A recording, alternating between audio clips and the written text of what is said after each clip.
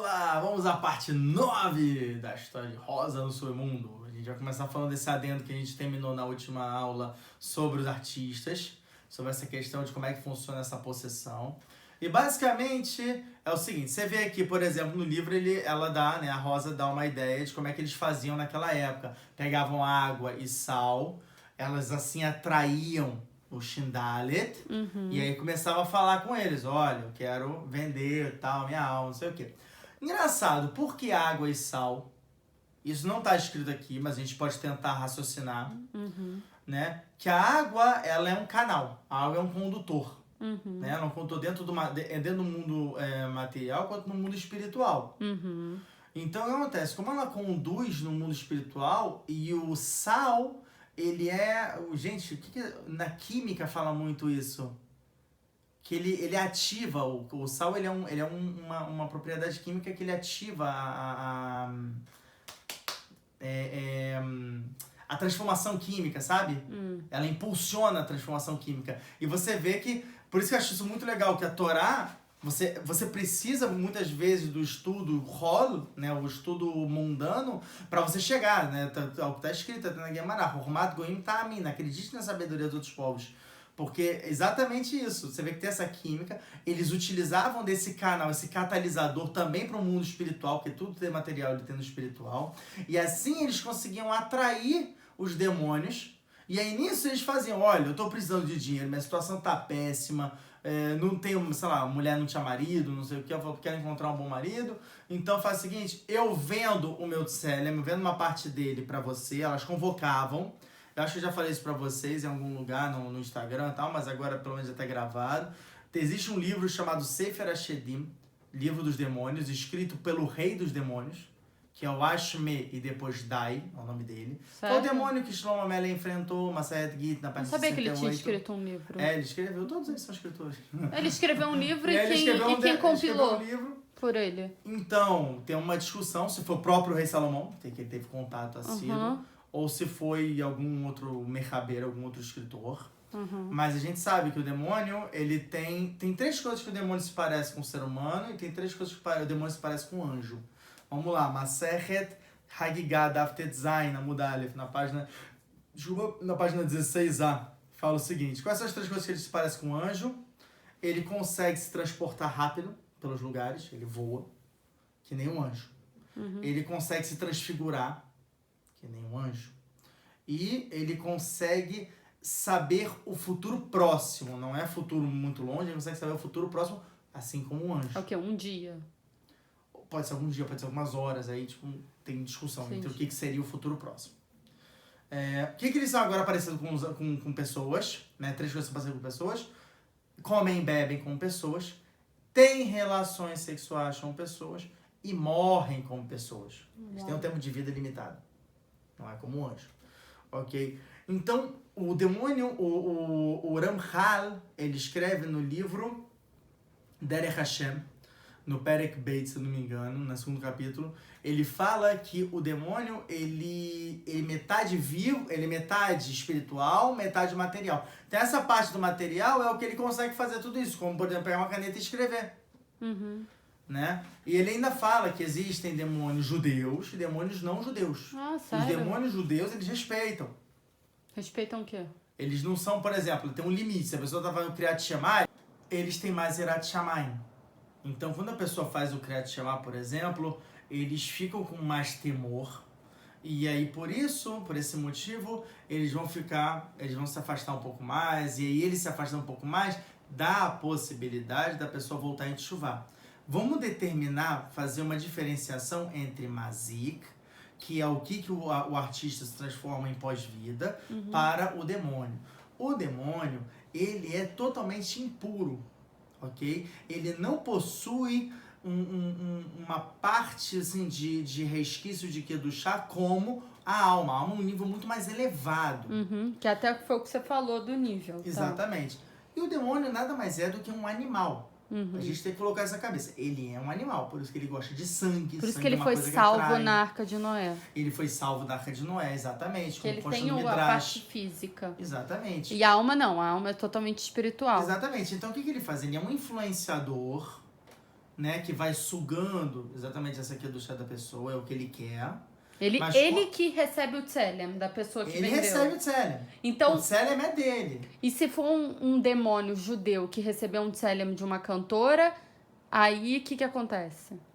Então, olha que interessante. Ele consegue se elevar e a partir disso que ele consegue, existem camadas. Lembra? Acho que a gente já falou isso em Zod Passaparicrá, na página 10a, que existem 7 terras. Ok? E dentro dessas 7 terras existem seres que eles estão lá no finalzinho da terra. E quanto mais para baixo é a terra, maior é a impureza. E inclusive no... Que são os gnomos, essas coisas. Exatamente, essa galera aí, exatamente. O Olamarca, tal, não sei o quê. E aí, eles se elevando, eles conseguem de vez em quando subir de camadas. Se eles conseguirem se elevar de tal modo a subirem para a nossa terra, o próximo passo é a gente, através das nossas mitzvot, elevar esse ser para a incubadora de Hashem. Dele, né, quando ele consegue se elevar nesse nível, ele já recebeu tamanha Kedushá, que foi criado um tselem nele, olha que legal, e ele consegue se desenvolver e se transformar numa pessoa. E ele vem para esse mundo e consegue se transformar num ser humano. O Arizal fala esse Hidush bomba no Shara Kavanot, Drushei Pesach, no Darush Beit, onde ele fala que essa é a origem de Am Israel. Ele diz que Am Israel, segundo esse raciocínio, nós éramos Shindalet.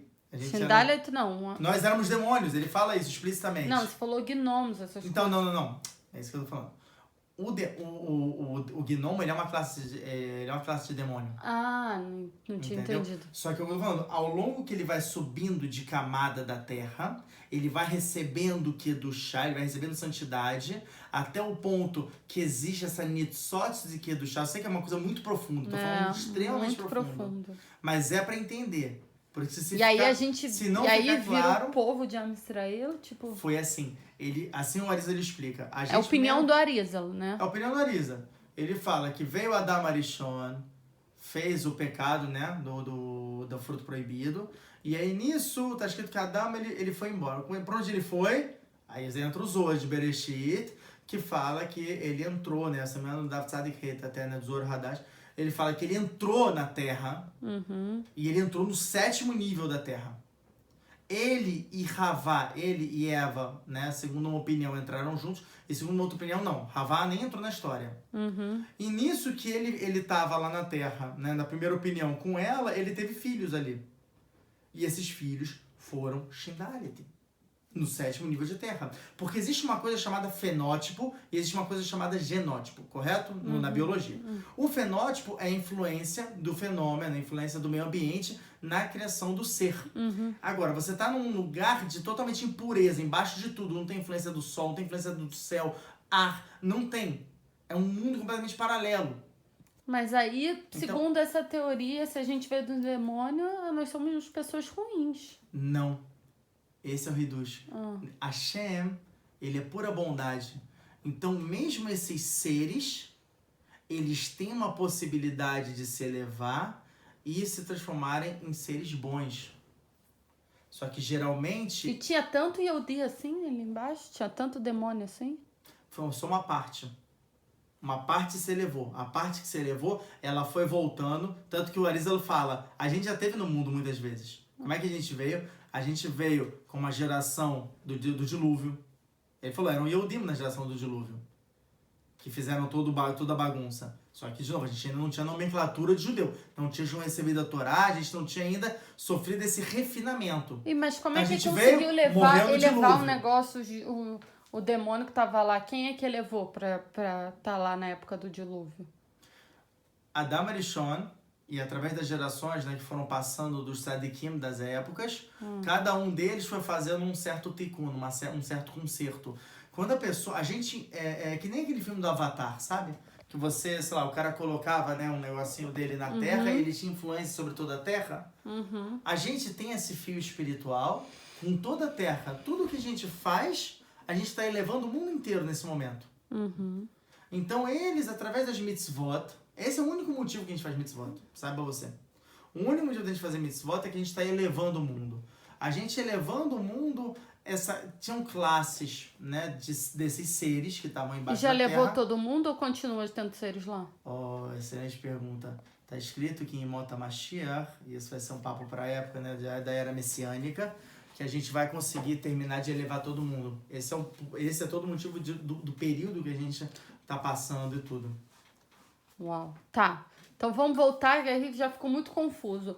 Aí a cantora vai lá e vende a alma pro demônio que é judeu. Aí vamos lá. Pro demônio judeu. Vamos lá. Pro demônio judeu. Pro demônio judeu, a pessoa geralmente que vendeu para um demônio judeu é a pessoa que mais pra frente ela vai acabar tendo uma vontade de fazer teshuvah. Não sei se você já viu muitos cantores que acabam virando evangélicos. O cara sai, ele começa a ter um temor muito grande a Deus. Uhum. Né? Mesmo que pela via não correta, mas ele tem um temor. Isso mostra alguma coisa.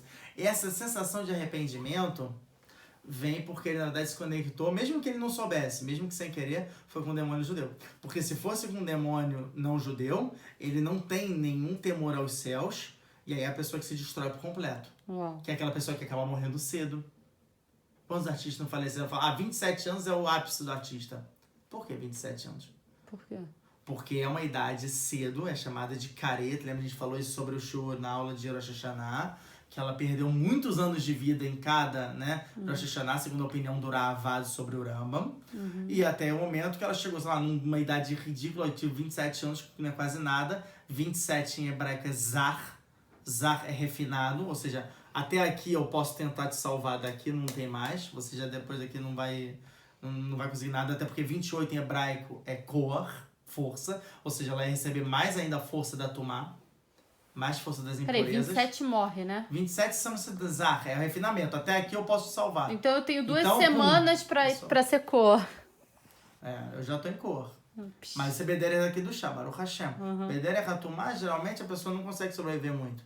Tem alguns casos que a pessoa consegue sobreviver, mas geralmente é quando ela tem, né, depende da conexão dela, qual foi o demônio, qual foi, tá, enfim, e aí ela vai morrer, e aí quando ela morreu cedo, isso. Ela vai ela vira esse mazique que vai ficar batendo em pessoas exatamente. Até ele desaparecer. Exatamente. Se a pessoa ela teve algum resquício de voltar em teshuvah, ela ainda tem uma salvação, mas obviamente é cafaquela. Então, assim, a Rosa, vamos voltar para a história da Rosa. A Rosa... Mas ficou claro? Ficou. Ótimo. A Rosa tem uns mazique que não estão batendo nela. Pode ser essas almas que venderam o Tselem. Sim. E aí elas estão batendo até desaparecer. Exatamente. Como a gente vai ver até daqui a pouco, que um desses Malachei Mashretim, que eles se chamam, né, que são anjos de penitência, um deles fala que ele até está preocupado. Qual vai ser o futuro dele? Que ele falou, eu tive um amigo meu que ele participou, né, de uma outra alma, que ele tinha o emprego dele, né, mas agora com corona, né, ele recebeu, né, de ficar em casa. Ele falou que o amigo dele desapareceu. E ele falou, poxa, eu não sei, porque tem possibilidade de um anjo que tá batendo, ele é anjo de penitência, se ele tiver algum mérito, ele pode, quando a pessoa se refinar, ele também acaba se refinando e ele pode entrar com a pessoa no Gan Eden, como um servo dela. Esse é o ápice deles. Mas isso é se ele conseguir. Agora, se ele ao longo da vida criou, por exemplo, muitas cascas espirituais e criou uma crueldade muito grande, aí não. Aí ele vai desaparecer. O prazer dele é bater. E ele fala isso, ele sente prazer em bater. E aí ele vai desaparecer e nunca, mesmo porque ele tá recebendo a recompensa dele já ali. Em Machia ele também já não... Já era. Então, assim, gente, não vale a pena vender o seu Tselem. Gente, e como é que faz pra vender o Tselem se a gente quiser? Tá, então, vamos lá, dicas práticas de como destruir a sua vida, tanto nesse mundo quanto no próximo. O Sefer HaShedim, né, do Ashmei depois de Dai, ele fala o seguinte, a pessoa vai pra casa, qualquer lugar, tá acabando já? Ficamos aqui, na próxima aula a gente continua. Aí vocês vão saber como vender a sua alma e se dar muito mal.